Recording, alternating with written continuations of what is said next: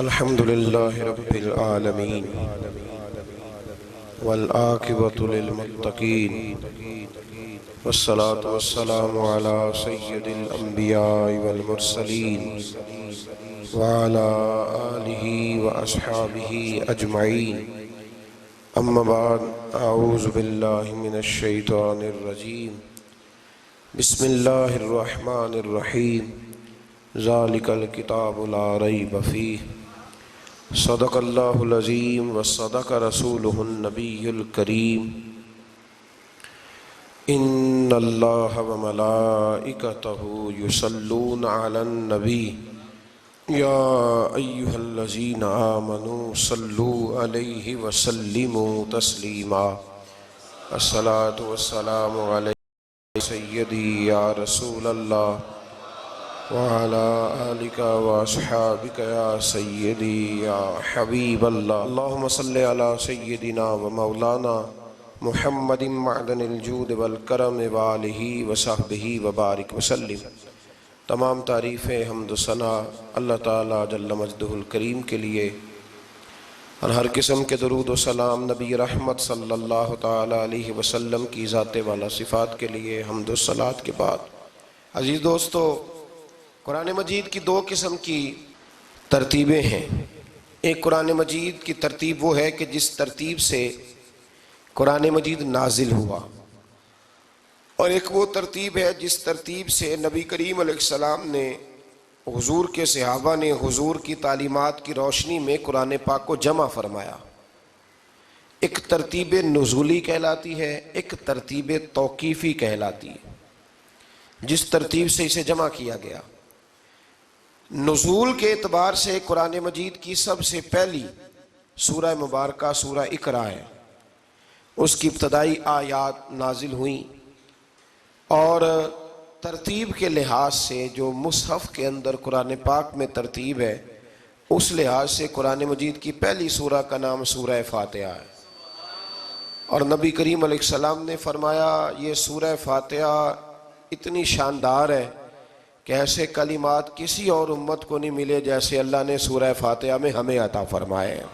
قرآن پاک میں دو قسم کی صورتیں، ایک تو یہ میں نے عرض کر دی اس کی ترتیب، اسی طرح دو قسم کی صورتیں، کچھ مکی صورتیں ہیں اور کچھ مدنی صورتیں ہیں۔ ہمارے طالب علم اکثر سکولوں اور کالجوں میں یہ سمجھتے ہیں کہ جو مکے میں نازل ہوئی وہ مکی ہیں، جو مدینے میں نازل ہوئی وہ مدنی ہیں، حالانکہ ایسا نہیں ہے۔ جو ہجرت سے پہلے نازل ہوئی وہ مکی ہیں، اور جو ہجرت کے بعد نازل ہوئی وہ مدنی ہیں۔ وہ آیت اگر بدر میں بھی نازل ہو نا، کچھ قرآن مجید کی آیات مختلف مقامات پر بھی نازل ہوئی ہیں، مختلف مقامات پر۔ حضور بدر میں تھے تو وہاں بھی قرآن مجید نازل ہوا، نبی کریم علیہ السلام احد میں تھے تو وہاں بھی قرآن پاک نازل ہوا۔ تو ترتیب یہ کی جائے گی کہ جو صورتیں ہجرت سے پہلے نازل ہوئیں وہ مکی ہیں، اور جو ہجرت کے بعد نازل ہوئیں وہ مدنی ہیں۔ سورہ فاتحہ کا آغاز اور قرآن مجید کی ہر سورت کا آغاز سوائے سورہ توبہ کے بسم اللہ شریف سے ہوتا ہے، اور نبی کریم علیہ السلام نے اتنا زور دیا کہ حضور فرمانے لگے دروازہ بند کرنے سے پہلے بھی بسم اللہ شریف پڑھا کرو، اور برتن ڈھانپنے سے پہلے بھی بسم اللہ شریف پڑھا کرو۔ نبی پاک علیہ السلام نے ہر جائز اور مستحسن کام سے قبل بسم اللہ شریف پڑھنے کا حکم دیا۔ بسم اللہ کے مفاہیم کیا ہیں؟ فرمایا بسم اللہ الرحمن الرحیم، اللہ کے نام سے شروع جو بڑا ہی مہربان نہایت رحم کرنے والا ہے۔ باقی ترجمہ کرنے والوں نے کہا کہ شروع اللہ کے نام سے، تو اعلیٰ حضرت فرمانے لگے کہ پھر تو شروع سے ہو گیا، پھر تو شروع سے ہو گیا، تو حضور پھر کیا ترجمہ کریں؟ فرمانے لگے یہ ترجمہ نہ کرو کہ شروع اللہ کے نام سے، بلکہ ترجمہ یہ کرو کہ اللہ کے نام سے شروع۔ یہ دیکھیں نا، سوچ ہے نا بزرگوں کی، اللہ کے نام سے، تاکہ واقعی اللہ کے نام سے شروع ہو۔ پھر ارشاد فرمایا الحمدللہ رب العالمین، تمام تعریفیں اللہ کے لیے جو تمام جہانوں کو پالنے والا ہے۔ جب انسان کو تھوڑا سا ترجمہ آتا ہو نا، اس کی تھوڑی توجہ ہو، اسے نماز پڑھنے کا بھی بڑا ہی مزہ آتا ہے۔ نبی کریم علیہ السلام فرماتے ہیں، رب فرماتا ہے یہ سورہ فاتحہ میرے اور میرے بندے کے درمیان آدھی آدھی ہے۔ آدھی میری ہے آدھی میرے بندے کی ہے. جب وہ کہتا ہے نا مالک یوم الدین تو یہاں تک وہ میری تعریف کرتا ہے. ایاک نعبد و ایاک نستعین تک پہنچتا ہے تو اب میرا اور اس کا آدھا آدھا کام شروع ہو جاتا ہے. پھر آگے میرا بندہ جب مجھ سے دعا مانگتا ہے تو یہ اس کے الفاظ ہیں جو میں اپنے فضل سے قبول فرمایا کرتا ہوں. تو ارشاد فرمایا تمام تعریفیں اللہ کے لیے جو تمام جہانوں کا پالنے والا ہے. الرحمن الرحیم، بڑا ہی مہربان ہے نہایت. یہ رحمان مبالغے کا صیغہ ہے، یعنی اتنا رحم کرنے والا کہ جتنا کوئی اور رحم نہ کر سکے. اس لیے اللہ ہی رحمان ہو سکتا ہے، بندہ کوئی رحمان نہیں ہو سکتا. بندے کو رحیم کہا جا سکتا ہے، نبی پاک رحیم ہے لیکن رحمان نہیں ہے. اس لیے کسی بھی انسان کا نام رحمان نہیں ہو سکتا. کسی دکان پر بعض اوقات لوگ نام رکھ لیتے ہیں رحمان بک ڈپو، تو یہ درست نہیں ہے. بندے کا نام رحمان نہیں ہو سکتا، عبد الرحمان. اس لیے کہ یہ لفظ رحمان خدا کے علاوہ کسی اور کے لیے بولنا درست نہیں ہے. پھر ارشاد فرمایا مالک یوم الدین، اللہ مالک ہے قیامت کے دن کا. تو یا اللہ آج کے دن کا مالک بھی تو ہی ہے. آج جو یکم رمضان مبارک ہے تو اس دن کا مالک بھی اللہ ہی ہے. تو یہ جو خاص کر کہا مالک یوم الدین، اس کا معنی یہ ہے کہ یہاں کچھ لوگ عارضی طور بھی تو بعض چیزوں کے مالک ہیں نا، یہ زمین میری ہے، یہ گھڑی میری ہے، یہ گھر میرا ہے، یہ بچے میرے ہیں. عارضی طور پر بھی تو لوگ مالک ہیں، لیکن قیامت کے دن عارضی طور پر بھی کوئی مالک نہیں ہوگا. قیامت میں ساری بادشاہی فقط میرے اللہ کی ہوگی. بلکہ رب کریم فرمائے گا کہاں ہیں وہ لوگ جو دنیا میں بادشاہ بنا کرتے تھے؟ کدھر ہے؟ بڑے بڑے کج کلا جو کہتے تھے کہ ہم اٹھتے ہیں تو لوگ اٹھتے ہیں، بیٹھتے ہیں تو دنیا بیٹھ جاتی، وہ کہاں ہے؟ جب کوئی نہیں بولے گا تو رب فرمائے گا للہ الواحد القہار، آج ایک رب واحد اور قہار کی حکمرانی ہے. پھر ارشاد فرمایا ایاک نعبد و ایاک نستعین، بے شک ہم تیری ہی عبادت کرتے ہیں اور تجھی سے مدد چاہتے ہیں. عبادت بھی اللہ کی ہے اور مدد بھی. یہ جو بندوں کے ذریعے بعض اوقات مدد ہوتی ہے تو یہ مدد بھی اللہ کی ہے، یہ مدد بھی اللہ کی ہے. یہ کسی بندے نے مائک بنایا ہے جس کی مدد سے آپ تک آواز جا رہی ہے، تو اس کو عقل کس نے دی تھی بنانے کی؟ تو پھر مدد کس کی ہوئی؟ اللہ کی. تو دنیا میں کوئی بھی جو مدد کرتا ہے وہ اللہ کے ولی کریں، نبی کرے، پیغمبر کریں، تو وہ مدد کس کی ہے؟ اللہ کی. اس لیے کہ وہ ذاتی طور پر کچھ بھی نہیں کر سکتے. اگر اللہ انہیں توفیق نہ دے وہ کسی کی مدد نہیں کر سکتے. تو ایاک نعبد و ایاک نستعین، ہم تیری ہی عبادت کرتے ہیں، تجھی سے مدد چاہتے ہیں. اہدنا الصراط المستقیم، اے اللہ ہمیں سیدھا راستہ دکھا. کون سا راستہ سیدھا ہے؟ کون سا راستہ سیدھا ہے؟ تو اللہ نے خود ہی فرمایا ایسے ہی نہ بھٹک جانا، راستہ سیدھا وہ ہے صراط الذین انعمت علیہم، ان لوگوں کا راستہ سیدھا ہے جن پر اللہ نے انعام فرمایا ہے.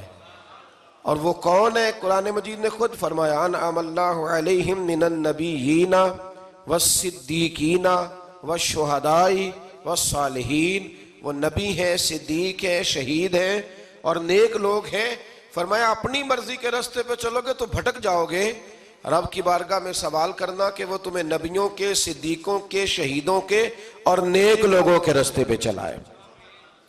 غیر المغضوب علیہم ولا الضالین، نہ ان لوگوں کے راستے پہ چلا جن پر تیرا غضب ہوا، اور نہ ان کے راستے پہ چلا جن پر تو ناراض ہوا، جنہیں تو نے گمراہ کیا. ان لوگوں کے راستے پہ نہ چلا بلکہ ان لوگوں کے راستے پہ چلا جن پر تیرا انعام ہوا. یہ جو لوگ ہیں نا مغضوب علیہم ولا الضالین، ایک گروہ یہودیوں کا ہے اور ایک عیسائیوں کا ہے. کہا جا رہا ہے یا اللہ نہ یہودیوں کے راستے پہ چلا اور نہ عیسائیوں کے راستے پہ چلا، ہمیں تو ابو بکر صدیق کے راستے پہ چلا، ہمیں تو عمر فاروق کے راستے پہ چلا، عثمان غنی، مولا علی اور جناب ابو ہریرہ کے راستے پہ چلا.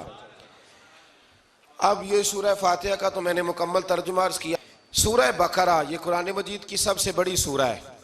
ایک حدیث اس کی فضیلت پہ سن لیں. نبی کریم علیہ السلام نے فرمایا جس گھر میں سورۃ بقرہ پڑھی جائے نا، فرمایا جن کیا وہاں سے تو شیطان بھی بھاگ جاتا ہے.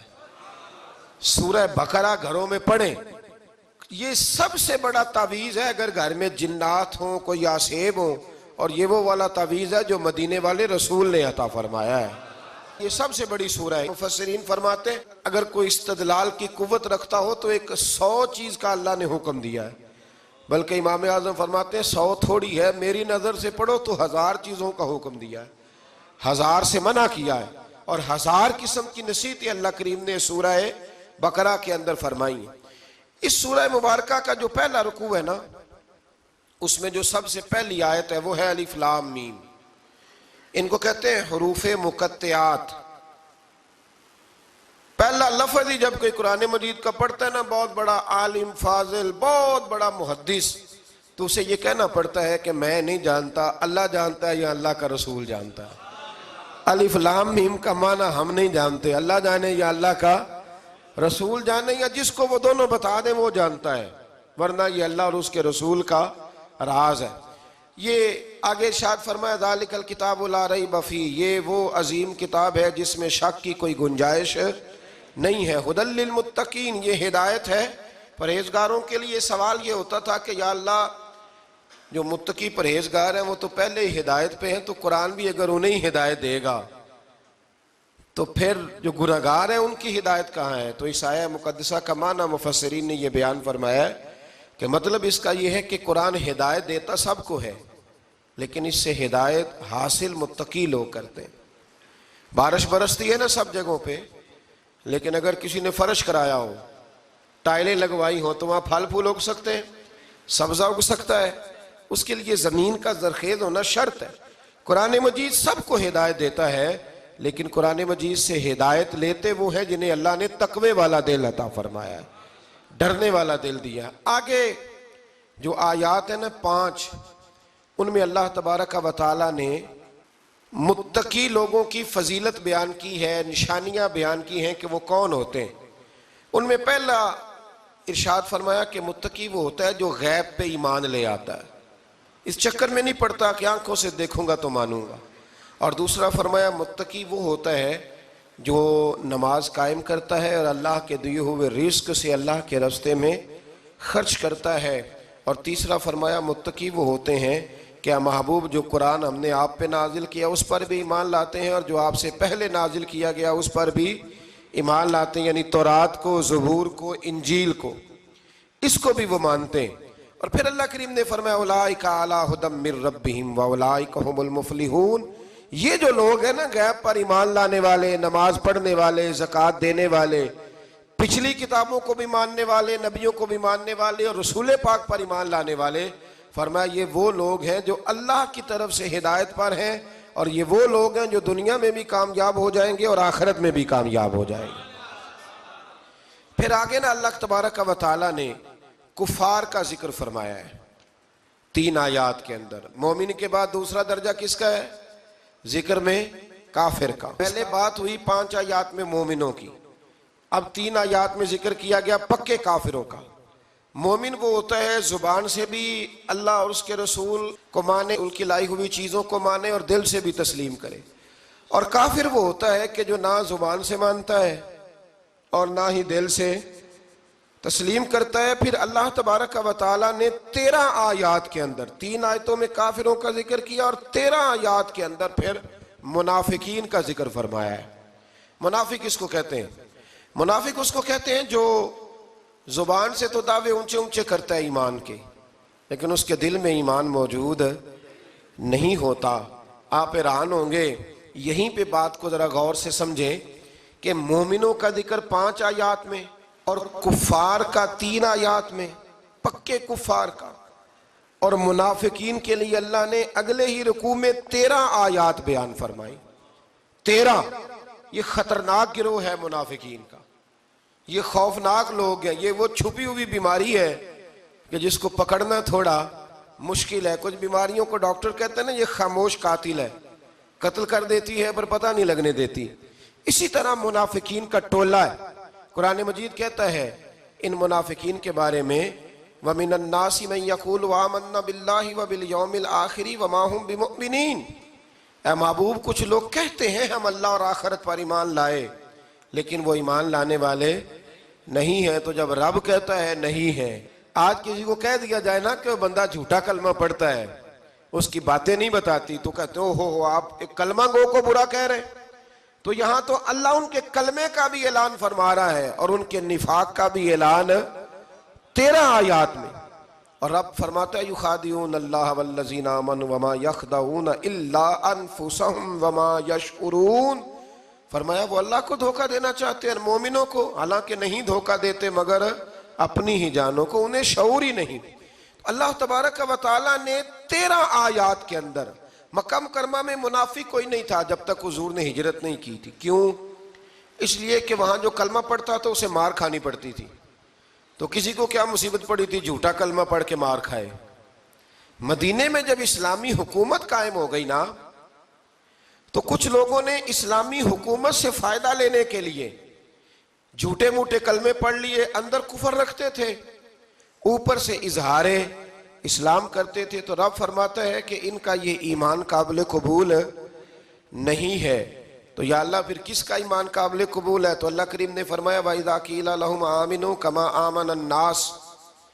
جب ان سے کہا جاتا ہے نا اس طرح ایمان لاؤ جس طرح دوسرے لوگ لائے، یعنی ابو بکر صدیق کی طرح ایمان لاؤ، عمر فاروق کی طرح ایمان لاؤ، عثمان غنی کی طرح، مولا علی کی طرح، بلال حبشی کی طرح، تو کیا جواب دیتے ہیں؟ قالوا انؤمن كما آمن السفهاء. کیا اس طرح ایمان لائیں جس طرح یہ بیوقوف ایمان لائے؟ الا انہم هم السفهاء. اللہ فرماتا ہے خبردار بے شک وہی بیوقوف ہے، ولکن لا يعلمون، لیکن انہیں اس کا علم نہیں ہے. وہ کہا کرتے تھے کہ یہ تو بیوقوف ہے معاذ اللہ. ابو بکر صدیق نے سارا ہی مال دے دیا نبی پاک کو، عمر فاروق نے آدھا دے دیا، مولا علی نے سارا کچھ حضور کے نام کر دیا، عثمان جو کماتے محنت کے ساتھ وہ سارا وہاں جا کے پیش کر دیتے، تو بیوقوفی ہے. آج بھی کچھ لوگ کہتے ہیں کلمہ پڑھنا چاہیے سیدھا سیدھا. یہ کیا بات ہو گئی کیا بندہ مسیتڑ ہی ہو جائے؟ کاروبار بھی تو کرنا ہے نا، نماز روزہ بھی، تو بیوقوفی ہے. اللہ جواب دیتا ہے، فرمایا الا انہم هم السفہاء، خبردار بیوقوف تو تم ہو کہ میرے محبوب کی شریعت کا، دین کا، روحانیت کا سورج چمک رہا اور تم نے فیض ہی کوئی نہیں حاصل کیا.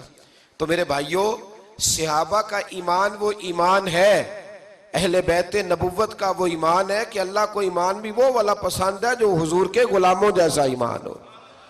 اللہ تبارک و تعالیٰ نے منافقین کا ذکر فرمایا تو پھر اللہ کریم نے فرمایا یہ تو وہ بیوقوف لوگ ہیں اس آدمی کی طرح جو آگ جب پوری جلا لیتا ہے نا روشنی پھیل جاتی ہے تو پھر اللہ اس کا نور لے جاتا ہے. انہوں نے بھی چلاکیاں کر کے تھوڑا سا ماحول بنایا تھا تو اللہ نے ان کے سارے پردے کھول دیے. ان کے پاس کچھ باقی بچا، ان کے پردے کھول گئے. رسول کریم علیہ السلام کی بارگاہ میں نا ایک دن ان منافقین نے شرارت کر دی. منافقین نے شرارت کیا کی؟ جب حضور صلی اللہ علیہ وسلم نے فرمایا نا پوچھو جو پوچھنا ہے، تو امام راضی کہتے ہیں یہ پیچھے نمازیں پڑھتے تھے، یہ 313 تھے حضور کے پیچھے. اگر مدینے میں رہ کے منافق ہو سکتے ہیں تو باقی ملکوں میں بھی تو ہو ہی سکتے ہیں نا جی.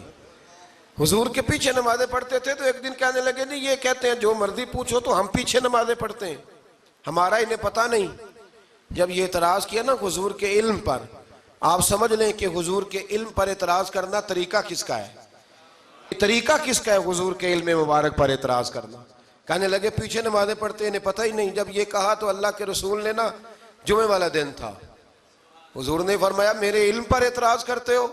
70 بندے نام لے کر اور ولدیتیں لے کر، بلکہ بہت سارے ایسے تھے جنہیں کنفرم ہو گیا کہ ولدیت اصل میں ہے کیا، انہیں طے ہو گیا. حضور کے بے ادب کے لیے یہ طے کرنا بھی مشکل ہوتا ہے نا. طے ہو گیا کہ ولدیت ہے کیا. 70 بندے نام لے کے حضور نے مسجد نبوی سے نکال دیے.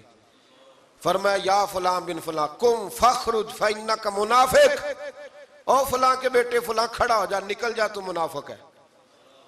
حضور نے 70 بندے نکال دیے. اب 70 بندے اکٹھے گلی میں نکلیں تو رش تو پڑ جاتا ہے نا. حضرت عمر فاروق لیٹ ہو گئے، جمعے میں آ رہے تھے.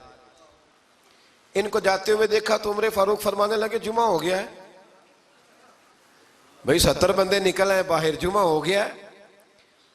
تو ایک منافق کہنے لگا تھا کہ نہیں حضور نے نکال دیا. تو عبداللہ بن ابی سلول جو ان کا سربراہ تھا نا، وہ کہنے لگا چپ کر. حضرت عمر سے کہنے لگا ہاں جی ہو گیا ہے. وہ بھی کہنے لگا تھا نہیں ہوا، ہمیں نکال دیا گیا. تو یہ سردار بولا، کہنے لگا ہو گیا ہو گیا.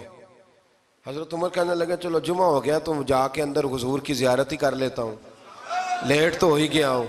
حضرت عمر اندر چلے گئے تو پیچھے سے وہ منافقین اپنے سردار سے کہنے لگے کہ 2 منٹ میں عمر کو پتہ چل جائے گا کہ تم نے جھوٹ بولا ہے۔ عمر کو جا کے پتہ چل جائے، کہنے لگا بڑے پاگل ہو، میں نے تمہاری جان بچائی ہے، نبی پاک نے تو مسجد سے نکالا ہے نا۔ تو عمر کو پتہ چل جاتا نا ہم منافق ہیں، تو ابو بکر بھی مسجد میں تھے، علی بھی مسجد میں تھے، عثمان بھی مسجد میں تھے، بچانے والا ہی کوئی نہیں تھا۔ عمر نے تلوار لے کے تو دنیا سے نکال دینا تھا، تو میں نے جان بچائی ہے، اب جائیں گے نا اندر تو حضور ٹھنڈا کر دیں گے، فرمائیں گے چلو میں نے نکال جو دیا ہے۔ تو یہ وہ منافقین کی جماعت ہے۔ دوسرے سے تیسرے رکوع میں نا اللہ تعالیٰ نے انسان کو یاد کرایا ہے کہ تو نے عبادت اپنے رب کی کرنی ہے، اور فرمایا رب تمہارا وہ ہے جس نے تمہارے لیے زمین کو فرش بنایا ہے، آسمان کو چھت بنایا ہے، اور آسمان سے پانی برسا کے تو زمین سے پھل اگائے ہیں، رزق لکم، وہ بھی تیرے کھانے کے لیے اگائے ہیں۔ وہ جو آسمان سے بارش برسا کے زمین سے سبز اور پھل اگائے ہیں تو وہ بھی تیرے لیے، جب سارا کچھ تیرے لیے بنایا تو بھی تو عبادت کرنا اپنے رب کی، پھر کسی کو اس کا شریک نہ ٹھہرا۔ ایک چیلنج بھی کیا قرآن مجید نے اس رکوع کے اندر، کہا کرتے تھے مکے کے لوگ کہ آپ قرآن مجید کی آیتیں نبی کریم علیہ السلام سے کہا کرتے تھے کہ معاذ اللہ آپ خود بناتے ہیں، بنا کے لاتے ہیں، تو اللہ کریم نے فرمایا وَإِن كُنتُمْ فِي رَيْبٍ مِّمَّا نَزَّلْنَا عَلَىٰ عَبْدِنَا فَأْتُوا بِسُورَةٍ مِّن مِّثْلِهِ، اگر تمہیں شک ہو نا اس میں جو ہم نے بندہ خاص پہ نازل کیا ہے تو تم بھی اس جیسی ایک صورت بنا کے لاؤ۔ پڑھے لکھے تو تم بھی ہو نا، مکے میں تم بھی رہتے ہو، تو ایک صورت بنا کے لاؤ۔ قرآن مجید ہم سے چھینا گیا ہے سازش کے تحت، اس لیے کہ جس قوم کو قرآن آ جاتا ہے نا پھر کوئی کافر اس کا مقابلہ نہیں کر سکتا۔ دیکھیں نا اگر کافروں کے پاس جواب ہوتا قرآن پاک کا تو بدر اور احد میں نا کوئی آیت بنا کے لاتے قرآن کے مقابلے کی، تلواریں لے کے نہ آتے، ان کے پاس جواب ہی نہیں تھا۔ اور قیامت تک کسی کافر کے پاس قرآن مجید کا کوئی جواب، قرآن کا کوئی جواب، قسم اللہ کی جواب کوئی نہیں، قرآن کا اس کا کوئی جواب نہیں۔ کیا بات ہے قرآن پاک کی۔ وہ ایک دفعہ مسلمہ کذاب بے ایمان کہنے لگا میں نے بنا لیا ہے قرآن پاک کا جواب، معاذ اللہ۔ جواب کیا بنایا؟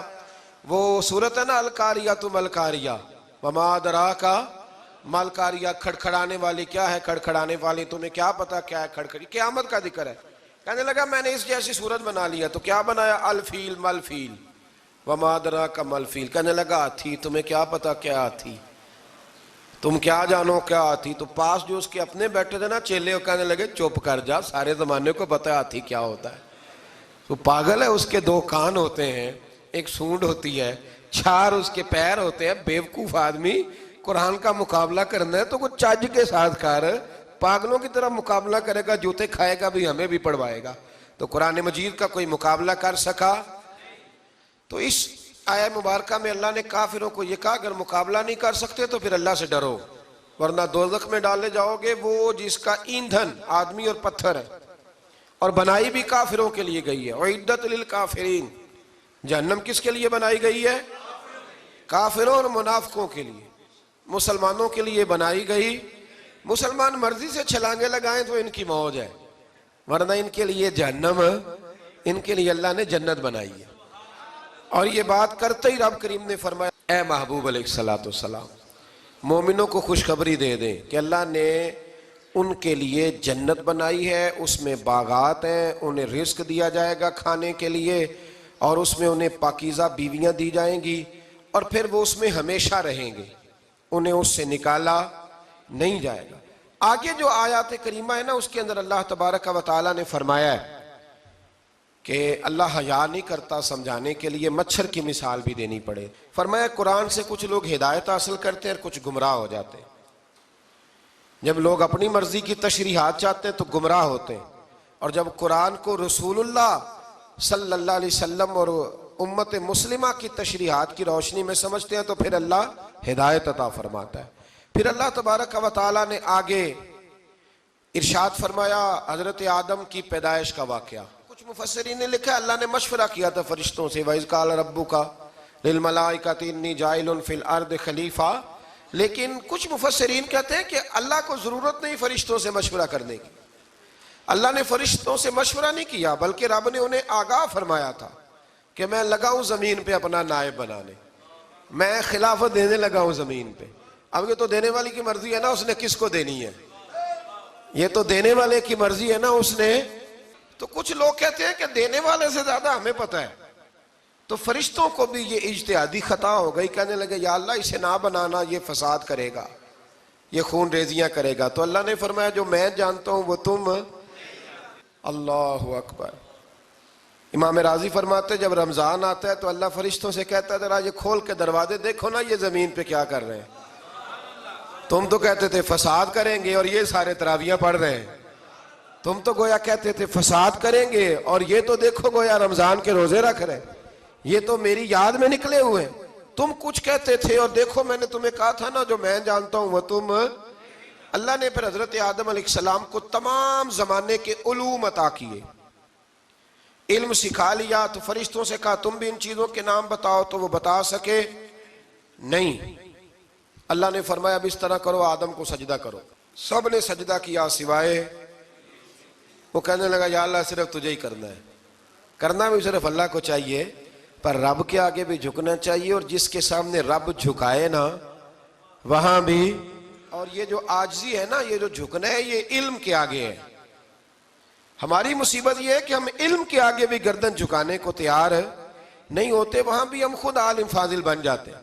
تو فرمایا کہ سب سے کہا سجدہ کرو. سب نے سجدہ کیا سوائے ابلیس کے. تو پھر ہوا کیا وَكَانَ مِنَ الْكَافِرِينَ، وہ کافروں میں سے ہو گیا. پھر اللہ نے حضرت آدم کو اور جناب حوا کو نا مقام دے دیا جنت میں رہنے کے لیے، اور کہا سارا کچھ کھانا، درخت کے قریب نہ جانا. ابھی آپ کسی سے کہہ دیں تھوڑا سا کہ پیچھے نہ دیکھنا، یعنی اگر میری سمجھ لیں ادب کی وجہ سے کوئی 1.5-2 منٹ یا 6 منٹ نہیں بھی نہ دیکھے گا تو سوچے گا ضرور کہ پتہ نہیں اب پیچھے کیا ہے، مصیبت کیا ہے. یعنی آپ کہہ کے دیکھ لیں کسی کو پیچھے نہ دیکھنا. فطرت ہے نا انسان کی، وہ جستجو کرتا ہے. کہا اس درخت کے پاس نہ جانا. تو حضرت حوا سلام اللہ علیہ کہتے ہیں دل میں خیال رہتا تھا کہ آخر ہے کیا درخت کے پاس. یہی انسان کا عقیدہ توحید ہے کہ جہاں سے رب منع کر دے وہاں وہ منع ہو جائے. اور یہ ان کی خطا نہیں تھی، یہ اللہ کی حکمت تھی، چونکہ رب نے تو پہلے کہہ دیا تھا بنایا ہی زمین کے لیے، تو یہ تو سارا کچھ ہونا تھا تو زمین پہ آنا تھا نا. تو حضرت حوا اور جناب آدم کے پاس شیطان آیا. اب اس کو نکال تو دیا تھا پر ابھی اس کا جنت میں آنا جانا بند نہیں ہوا تھا، یہ بھی اللہ کی حکمت تھی. تو وہ کہنے لگا تمہیں پتہ ہے بعد میں مر جاؤ گے. تو حضرت حوا کہنے لگی کیا موت بھی آئے گی؟ کہاں، اس کی تکلیف بھی بڑی ہوگی، تو پھر بچیں گے کیسے؟ تو کہنے لگے پھل کھا لو اس درخت کا. تو بچنے کے لیے پھل کھایا تھا. جس طرح لوگ آج بہت سارے کام بچنے کے لیے کرتے ہیں پر بچ سکتے، بچنے کے لیے پھل کھایا. تو اللہ نے فرمایا زمین پہ چلے جاؤ. تو حضرت آدم زمین پہ آئے. پھر کئی 100 سال روتے رہے. فَتَلَقَّى آدَمُ مِن رَبِّهِ کَلِمَاتٍ. تو پھر اللہ نے خود ہی جناب آدم کو کچھ کلمے سکھائے.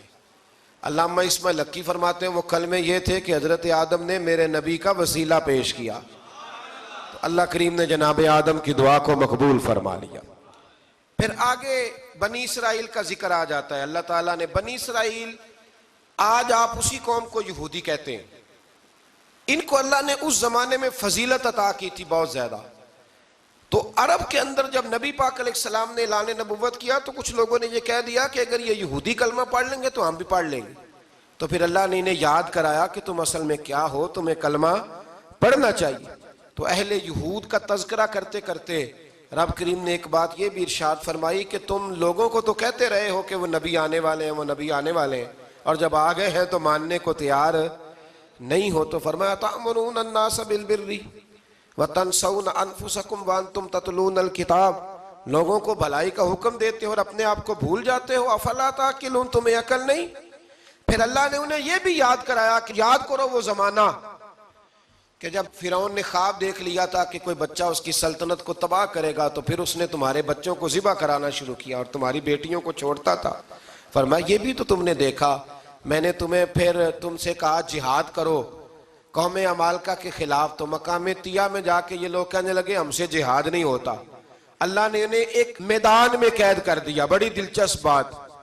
قید تو لوگ ہوتے ہیں نا چار دیواری میں, تو اللہ نے بنی اسرائیل والوں کو جب انہوں نے کہا جہاد نہیں کریں گے تو اللہ نے میدان میں قید کر دیا.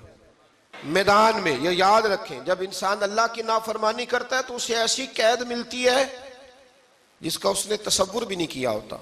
ایک میدان ہے مقام طیہ, قید ہو گئے. سارا دن سفر کرتے تھے, سارا دن. تو رات کو تھک کے سوتے تھے, صبح اٹھتے تھے نا جب, تو وہیں ہوتے تھے جہاں کل صبح چلے تھے. تو رب جب کسی کو قیدی بناتا ہے تو اسے زنجیروں کی, سلاخوں کی ضرورت. دعا فرمائے اللہ تبارک و تعالی غموں سے نجات عطا فرمائے. یہ دعا فرمائے. ایسی قید دیتا ہے کہ جس سے پھر چھٹکارا ہو سکتا. تو بنی اسرائیل کا بہت زیادہ تذکرہ اس پارے میں اللہ تبارک و تعالی نے پھر بیان کیا, اور پھر کہا کہ انہیں جو حکم دیا جاتا تھا یہ اس کی سرتابی کرتے تھے. پھر اللہ نے ان پر ذلت نازل کر دی اور یہ ہمیشہ اس کا شکار رہے. قوم سبت کا ذکر فرمایا اللہ نے. ہفتے والے دن کچھ لوگ نافرمانی کرتے تھے. ہمارے بھی ہیلے بہانے ہیں نا آج کل کاروبار میں.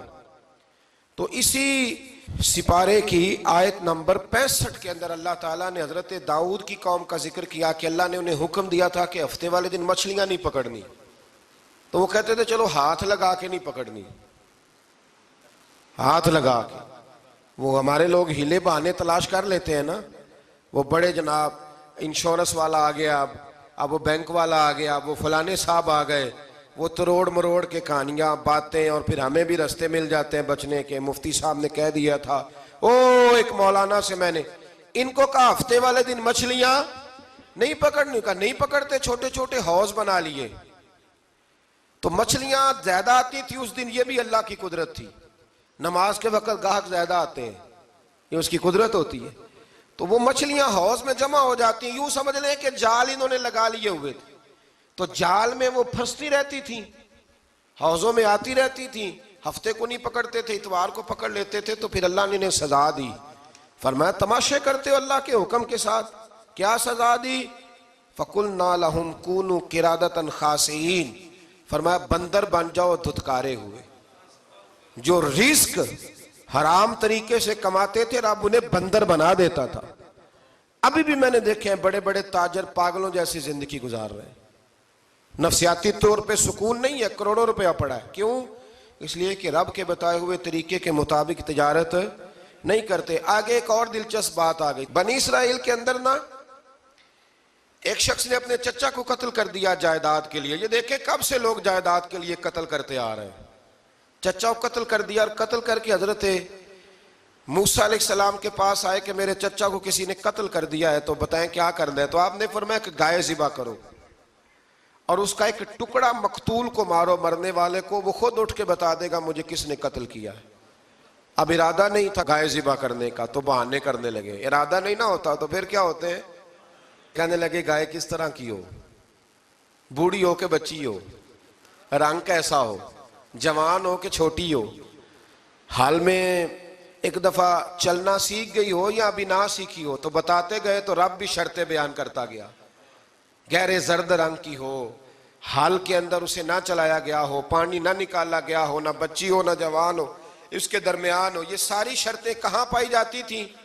حضرت موسیٰ علیہ السلام کی قوم کا ایک شخص تھا جو اللہ کا ولی تھا. وہ جب انتقال کرنے لگا نا, اللہ اکبر, دیکھو رب ولیوں کی اولادوں پر بھی کتنا فضل فرماتا ہے. وہ جب انتقال کرنے لگا تو ایک اس کے پاس چھوٹی سی بچیا تھی, گائے کی بچی. اس نے جنگل میں چھوڑ دی. کہنے لگا یا اللہ میں تیرے نام پہ چھوڑتا ہوں, میرا بچہ جوان ہو جائے تو اسے دے دینا, اور تو سرمایہ ہی کوئی نہیں. بچہ بڑا ہوا تو بچہ بھی بڑا نیک تھا, اپنی ماں کا بڑا فرما بردار تھا. اس کی ماں نے کہا بیٹا تیرے باپ نے ایک گائے چھوڑی تھی. تو بچہ جنگل میں گیا اور جا کے کہنے لگا اے اللہ میری گائے مجھ سے ملا دے. تو رب کریم نے وہ گائے واپس کر دی. وہ گائے گھر لے آیا. اب وہ کہنے لگا اماں بیچ دوں, تو اماں کہنے لگی بیٹا میرے پوچھے بغیر نہ بیچنا. کئی دفعہ گاہک لگے پر اس نے کہا جب تک میری اماں نہ کہے گی میں بیچوں گا. ادھر بنی اسرائیل والے شرطیں جتنی گائے کے بارے میں پوچھ چکے تھے وہ ساری اسی گائے میں پائی جاتی تھی. تو یہ ڈھونڈتے ڈھونڈتے وہاں پہنچ گئے. تو کہنے لگے گائے چاہیے، تو اس نے کہا بھی تمہاری مرضی سے نہیں، قیمت میری مرضی کی۔ ایک مفسر نے تو یہاں تک لکھا ہے کہ اس نے کہا گائے ذبح کر کے نا، تو جتنا گائے کے اندر گوشت اتنا ہی کھال کے اندر تم مجھے مال بھر کے دو گے، اتنے ہی سکے بھر کے دو گے، اتنی اشرفیاں بھر کے دو گے تو پھر تمہیں گائے دوں گا۔ تو پھر یہ گائے انہیں ملی اور یہ گائے لے کر کے آئے۔ زیادہ سوالات نہ کرتے تو زیادہ الجھتے نہ۔ ہم بھی دین کے معاملے میں بڑے سوال جواب کرتے ہیں، اتنا سوال کریں جتنی اس کی ضرورت ہے۔ ان لوگوں نے سوالات زیادہ کیے تو پھر الجھ زیادہ گئے۔ تو میرے بھائی اس کا ذکر بھی اللہ تبارک و تعالیٰ نے پہلے پارے کے اندر بیان فرمایا۔ پھر اللہ کریم نے فرمایا کہ کچھ ایسے لوگ بھی ہیں یہودیوں میں سے جن کا دعویٰ ہو گیا ہے کہ ہم اللہ کے بڑے پیارے ہیں۔ فرمایا یہ صرف ان کے منہ کی باتیں ہیں، یہ تو قیامت میں پتہ چلے گا نا کہ اللہ کا پیار کس کے ساتھ زیادہ ہے۔ اور پھر یہ بھی یہودیوں نے دعویٰ کیا ہے، اسی پارے میں اللہ فرماتے ہیں کہ ان کا دعویٰ ہے کہ ہم اللہ کے بڑے پیارے ہیں، جنت میں ہم ہی جائیں گے۔ تو اللہ فرماتے ہیں پھر مرنے کی دعا تو کرو، جنت میں تو مر کے جانا ہے نا۔ لیکن رب فرماتے ہیں یہ کبھی مرنے کی دعا نہیں کریں گے، اس لیے کہ انہیں پتہ ہے کہ ہم نے آخرت کے لیے کیا بھیجا۔ لیکن جی پہلا حکم آ گیا یا ایھا الذین آمنوا کہہ کے، پہلی آیت قرآن پاک کی پہلے سپارے میں پہلی آیت جس میں اللہ نے کہا یا ایھا الذین آمنوا، تو پہلا حکم آمنوا کہہ کے آیت نمبر 104 میں جو اللہ نے حکم دیا ہے نا وہ نبی پاک کی تعظیم کا حکم ہے۔ پہلا حکم ہی اللہ نے حضور کی عزت اور ناموس کا ارشاد فرمایا۔ پہلا اس ترتیب کے لحاظ سے وہ ہوا یہ کہ جب نبی پاک کو بات ارشاد کرتے تو صحابہ کرام اٹھ کے عرض کرتے رائینا یا رسول اللہ، حضور سمجھ نہیں آئی ذرا رعایت کر دیں۔ تو یہودیوں کی عبرانی زبان کے اندر نہ ذرا کھینچ کے پڑھتے تھے رائینا، تو اس کا معنی بنتا تھا معاذ اللہ اے ہمارے چرواہے، بکریاں چرانے والے کو بھی وہ رائینا کہتے تھے۔ تو جب صحابہ یہ کہنے لگے تو اللہ نے منع ہی کر دیا، فرمایا میرے محبوب کے غلاموں اس لفظ کے پیچھے چھپ کے، اس لفظ کے پیچھے چھپ کے لوگ میرے نبی کی بے ادبی کر جاتے ہیں۔ تو جس لفظ کا کوئی ایک معنی بے ادبی والا بنتا ہو وہ لفظ بھی میرے نبی کے لیے نہ کہو، لفظ وہ والے کہو جس میں کوئی بے ادبی کا معنی نکلے نہ۔ یہاں لوگوں نے بڑے بڑے لفظ نہیں بول دیے، پھر کہتے میرا مطلب یہ تھا، میرا مطلب وہ تھا، تو تو نے وہ لفظ بولا کیوں جس کا کوئی غلط مطلب بھی نکل سکتا تھا۔ اللہ نے فرمایا یا ایھا الذین آمنوا لا تقولوا رائینا، اے ایمان والو رائینا کہو ہی نہ۔ تو یا اللہ کیا کہیں؟ فرمایا وقولوا انظرنا، تم کہو یا رسول اللہ ایک نظر فرمائیے، انداز دیکھیے، انظرنا ایک نظر۔ تو ہمارے بزرگ تو پہلے ہی بڑے پیار والوں نے کہہ دیا یا رسول اللہ انظر حالنا۔ کہتے کہاں سے لاتے ہو جملے؟ میں نے کہا اللہ کی کتاب سے۔ یا رسول اللہ انظر حالنا یا حبیب اللہ اسمع قالا، تو تم کہو انظرنا، محبوب نظر کرم کرے، واسمعوا، اور کیا ضرورت ہے دوبارہ پوچھنے کی؟ اللہ کہتا ہے پہلے ہی دھیان سے سنا کرو، پہلے ہی واسمعوا، پہلے ہی احتیاط سے سنو، وللکافرین عذاب علیم، اور کافروں کے لیے دردناک عذاب ہے۔ لے جی اسی پارے میں اللہ تبارک و تعالیٰ نے پھر اہل یہود کا ذکر کیا۔ تو یہود کہنے لگے کہ ہم حضرت ابراہیم کے ماننے والے ہیں، تو اللہ کریم نے وہ بھی ذکر کیا کہ میں نے تو ابراہیم کو آزمایا ہے، وَإِذِ ابْتَلَىٰ إِبْرَاهِيمَ رَبُّهُ بِكَلِمَاتٍ فَأَتَمَّهُنَّ، ہم نے ابراہیم کو کچھ چیزوں سے آزمایا ہے، وہ ہماری آزمائش پہ پورے اترے۔ قَالَ إِنِّي جَاعِلُكَ لِلنَّاسِ إِمَامًا، تو پھر ہم نے انہیں کہا کہ ہم آپ کو پوری دنیا کا امام بنائیں گے۔ وہ آزمائش کیا تھی؟ آگ میں جانا بھی آزمائش، بیٹے کا نہ ہونا بھی آزمائش، بیٹا ہوا تو پھر اسے وادی غیر ذی زرع ان میں چھوڑ کے آنا بھی آزمائش، بڑا ہوا تو پھر ذبح کرنا بھی آزمائش۔ فرمایا جہاں جہاں آزمایا ہے نا ابراہیم ہماری آزمائش میں پورے اترے۔ فرمایا تو مفت میں حضرت ابراہیم کی اولاد بنتے ہو اور ان کا نام لیتے ہو اور ان کے ساتھ اپنا تعلق بناتے ہو، دیکھو تو صحیح وہ کتنی آزمائشوں سے گزرے۔ تو اس کا بھی اللہ نے اسی میں ذکر فرمایا۔ اور پھر وہ بات کرتے تھے حضرت یعقوب کی اور حضرت اسحاق کی، تو فرمایا وہ تو ہمارے اتنے خاص بندے تھے کہ وصال کے وقت بھی انہوں نے اپنی اولادوں کو نصیحت فرمائی تھی کہ اللہ کی توحید پہ قائم رہنا، اس کا ذکر بھی اللہ نے اسی پارے میں بیان فرمایا۔ اور جو حضرت ابراہیم اور جناب اسماعیل نے کعبہ تعمیر کیا تو اس کا ذکر بھی اللہ تعالیٰ نے اسی پارے میں فرمایا جب وہ کعبہ بنا رہے تھے تو کہہ رہے تھے ربنا تقبل منا، کہہ رہے تھے اے اللہ بنا ہم نے دیا ہے پر مہربانی فرما ہم سے قبول فرما لے۔ تو جو آیہ کریمہ آخر میں عرض کرنا چاہتا ہوں اس پر بھی تھوڑی توجہ فرمائیں گے تو بات بڑی نکھر کے باہر آئے گی۔ یہ 16ویں رکوع کے اندر اللہ نے پھر یہود کا اور عیسائیت کا ذکر فرمایا تو اللہ کریم نے ایک بات ارشاد فرمائی، یہودیوں کے ہاں جب کوئی بچہ پیدا ہوتا تھا وہ پیلے رنگ کے ساتھ اس کو رنگتے تھے، یا کوئی خاص رنگ تھا ان کا، بچہ پیدا ہوتا تو اس پر وہ رنگ چڑھاتے کہ یہ جی ہمارے مذہب کا رنگ ہے۔ ہمارے ہاں بھی رسمیں ہیں نا اپنی اپنی، معاذ اللہ اپنی اپنی نہیں ہونی چاہیے، اللہ رسول کا حکم ہونا چاہیے۔ تو یہودیوں کے ہاں بچہ پیدا ہوتا تو ایک خاص رنگ چڑھاتے، عیسائیوں کے ہاں پیدا ہوتا تو وہ بھی ایک خاص رنگ چڑھاتے۔ تو مسلمانوں کے ہاں بچے پیدا ہوئے تو انہوں نے بھی توجہ کی کہ یہ کیا ہو رہا ہے، تو رب کریم نے فرمایا صبغۃ اللہ، رنگ اللہ کا ہی ہے۔ ومن احسن من اللہ صبغۃ، اور فرمایا اللہ کے رنگ سے زیادہ خوبصورت کس کا رنگ ہو سکتا ہے؟ اللہ کا رنگ کیا ہے؟ لا الہ الا اللہ محمد الرسول اللہ صلی اللہ علیہ۔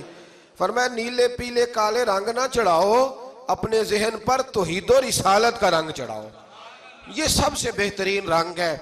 اگر تمہارے ذہنوں پر رب رسول کی توحید کا رنگ چڑھ گیا تو یہ وہ والا رنگ ہے، پھر تمہیں کسی اور رنگ کی طرف جانے کی ضرورت نہیں پڑے گی۔ تو فرمایا رنگ وہ پیدا کرو جو توحید کا ہے، رسالت کا ہے، اس رنگ کی توجہ کرو۔